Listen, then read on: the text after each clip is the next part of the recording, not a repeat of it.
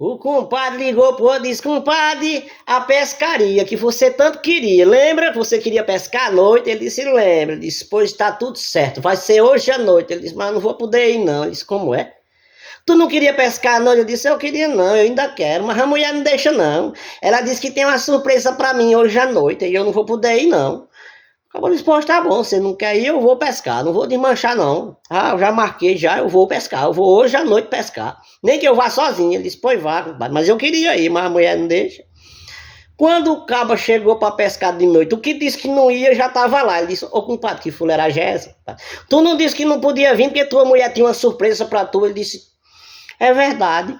Quando eu cheguei em casa, que eu entrei no quarto, ela estava sem roupa, com duas algemas na mão, e disse: aqui a surpresa que eu tenho para você. Me algeme os pés e as mãos, e pode fazer o que você quiser. Aí eu não perdi tempo, algemei e vim pescar.